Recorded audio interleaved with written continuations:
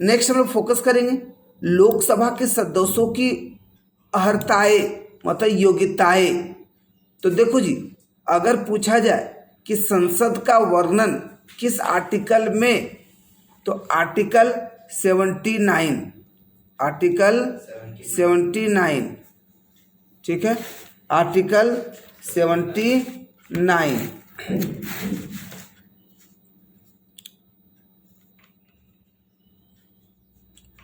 लेकिन अगर पूछा जाए कि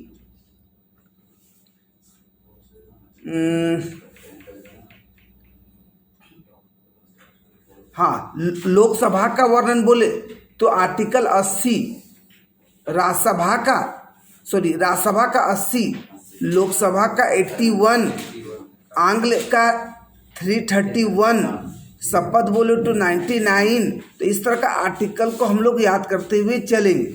लेकिन अगर सदस्य का योग्यता अगर बोला जाए तो वहाँ 102,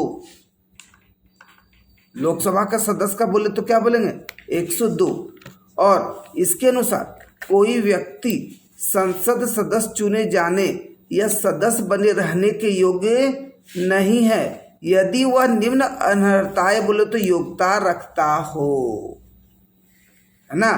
मतलब कि आप देखोगे कि यहाँ पर मेनली फोकस हम लोग क्या करते थे, क्या यहाँ अनर्हता वर्ड यूज किया गया। अनर्हता का मतलब क्या होता है, अयोग्यता, योग्यता नहीं, अर्हता बोले तो योग्यता, अनर्हता बोले तो अयोग्यता। तो यहाँ 102 के आधार पर मेनली ये बोला गया कि आप कब नहीं बन सकते हैं, जब आपके पास निम्न योग्यता नहीं हो मतलब अयोग्यता हो।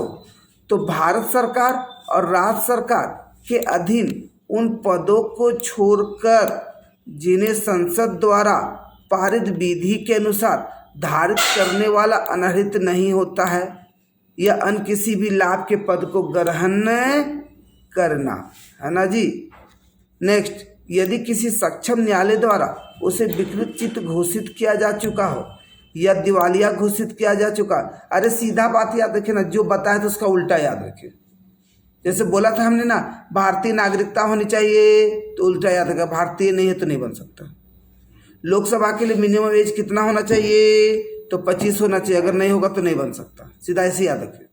यहाँ जो आप पढ़ रहे हैं इससे पहले आपको हमने बता दिया था, ठीक है। उसका अगला टाइप का व्यक्ति नहीं होना चाहिए, दिवालिया टाइप का नहीं होना चाहिए, कहीं केस नहीं होना चाहिए। तो वो सारा अगर होगा मतलब अयोग्यता है, मतलब 102 के आधार पर आप लोकसभा बनने के अनर्हता है मतलब अयोग्य है। ये सब नहीं होना चाहिए जी, तो नहीं बन सकते। नहीं वो मार्केट में क्या चाह रहा है वो नहीं, जो रूल हम वो बता रहे। हाँ हाँ, क्योंकि बहुत सारे लोग बोलेंगे साहब पढ़ा रहे हैं क्या, मार्केट में होता क्या है, तो मार्केट में बहुत कुछ होता है जी, लेकिन जो कानून है उस पर हम लोग फोकस करने का काम कर रहे हैं, ठीक है। हाँ, क्योंकि बहुत सारे स्टूडेंट लोग बहस करने स्टार्ट करते हो, तो बहस करने से कोई फायदा नहीं भाई, ठीक है। आप भी तो बहुत सारा कुछ गलत करते हो, आप भी गलत करते हो, आप भी कहाँ कानून के आधार पे चलते हो। नॉर्मली बहुत सारा करते हो, बिना हेलमेट के चलते हो, बिना सीट बेल्ट का चलते हो, बिना बहुत सारा लाइसेंस का चलते हो, बहुत सारा एक अपराध वाला काम करते हो। कानून तो बनाया गया और वो सब छोटा मोटा कानून तो आप जानते ही हो, लेकिन फिर भी बिना हेलमेट, बिना लाइसेंस, बिना ऐसा का आप चलते हो, ठीक है।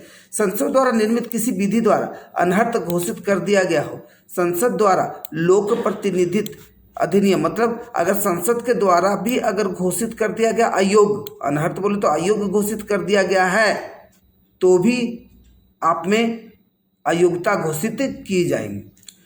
संसद द्वारा लोक प्रतिनिधित्व अधिनियम 1951 पारित करके संसद के सदस्यों को अर्हता और अनर्हता, अर्हता बोले तो योग्यता एलिजिबिलिटी और अनर्हता बोले तो अयोग्यता को उल्लेखित किया गया है।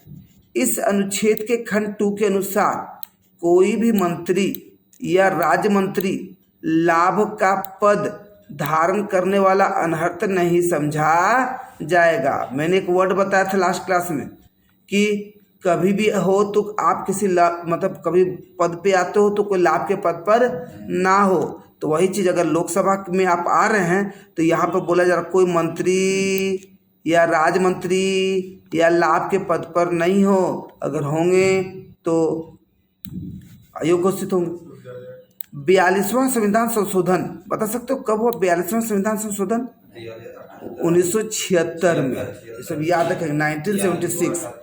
और अनुच्छेद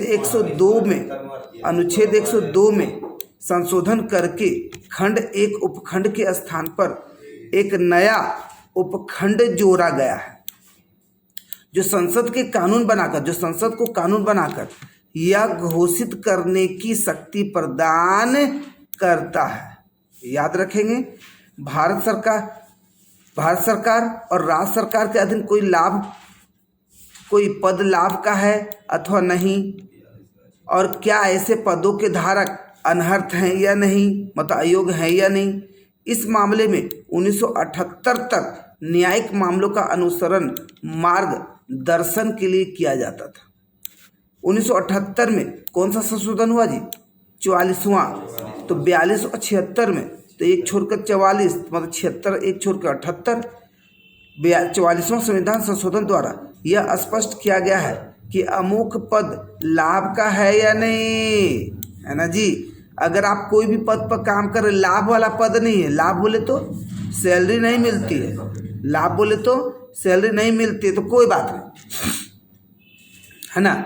तो जिसका धारक संसद या राज्य विधानमंडल की सदस्यता के लिए अनर्हता है, मतलब अयोग्य है, और निर्धारण चुनाव आयोग द्वारा किया जाएगा। इस संबंध में सरकार की कोई भूमिका नहीं होगी।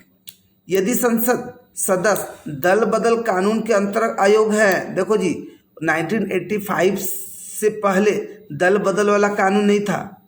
52वां संशोधन 52 अमेंडमेंट करके 1985 में दल बदल वाला कानून लाया गया और वहाँ पर रोक लगा दिया गया। मतलब जब मन चाहे आप किसी भी दल में चले जाओगे जी।